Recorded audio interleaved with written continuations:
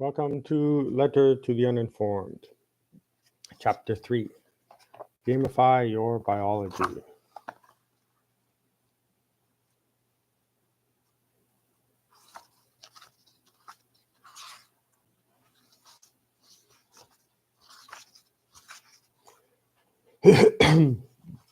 Our goal is to make triads of sensations, emotions, and needs. Imagine that they are strategies in a game. Games often include factors of strategy, unexpected events, or probabilities, which is exactly how the sensation, emotion, and need pathway works. The great thing for us is that there is no correct or incorrect triad. All combinations of sensations, emotions, and needs are valid. Plus, they are adaptable, they can change, which helps us navigate relationships as we grow and change. By combining these three, we become aware of where our biology is directing us. Look at it this way. These innate strategies become extremely useful in helping us get specific needs met. Unmet needs are dangerous, and met needs are safe, which means our survival and well-being depends on us getting our needs met. Our body is designed to help us survive physical danger and also emotional and relational danger. That one pathway of sensations, emotions, and needs helps us with all types of potential danger and safety. So then, how do you go about making triads of sensations, emotions, and needs? First, identify your physical sensation using the list of sensations. Second, identify your precise emotion using the list of emotions. Third, identify your need using the list of needs. Once you identify this triad, you can make an I statement. I feel blank with blank and need blank.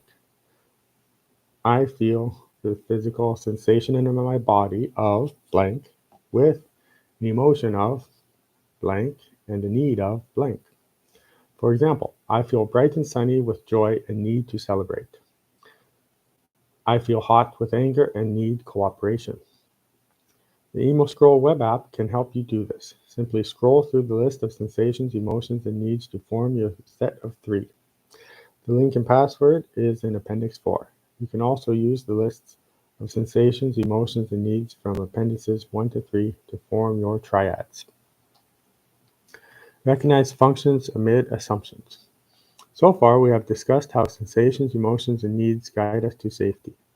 Now let's look at some of the common misconceptions and phrases you may have heard. Try to notice phrases you hear in relationships and in public. Once you stop to think about the message, you will find some trends. Here are some common phrases you may have heard. Don't be angry, be happy. These kinds of phrases treat emotions as actions. Emotions are not actions. They're indicators and guides to our underlying needs. I feel like you're blank. Many people use the word feel instead of the word think. It is important to use words accurately. Feelings cover sensations and emotions, whereas think includes thoughts, ideas, and opinions. Here's what I mean. I cannot feel like I am being wronged. I can feel scared and think someone is wronging me. Anger and sadness are bad. Joy and excitement are good. It is common to label emotions as good or bad. However, emotions are not good or bad. They are strategies from nature that guide us to get our needs met or to help us meet the needs of others. Try to listen in on conversations and notice how people speak about feelings and emotions. You might be surprised at what you hear. Get needs met ethically. Now that we know the game is about identifying needs, we should all thank Mother Nature for giving us innate strategies to help us adapt to so many situations. But what about actually getting our needs met?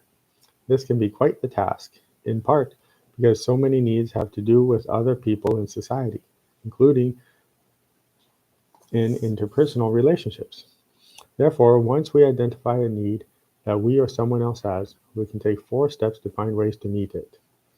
Ask yourself 5 W and H questions about your need. Who can help me meet this need? What can help me meet this need? When can I possibly meet this need? Where can I meet this need?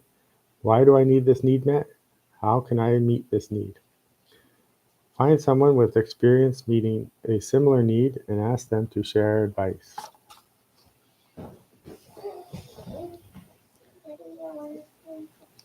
Find a third party like a trained therapist. Oh, yes, that's nice. Good morning. And then call a local helpline. The game of keeping needs met is the continual balancing act of all relationships. Some people may neglect meeting the needs of others and only focus on themselves, while other people may neglect their own needs and focus on the needs of others. These two cases leave someone with unmet needs. We have a responsibility to treat both ourselves and others ethically. You might think that emotions alone guide our decisions, but there is a lot more to the story. It's time to learn the patterns that you will encounter when you express needs to people.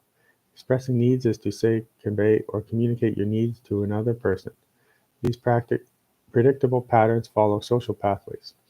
Each step on the path is a potential hurdle to navigate. Once we know what to expect, we can navigate our relationships to increase the probability of safety. How to use this information. When you have an important discussion with someone, identify your sets of physical sensations, emotions, and needs. Knowing each other's sensation, emotion, and need triad is an amazing way to reach empathy. Then steer the relationship together. See you next time in Chapter 4.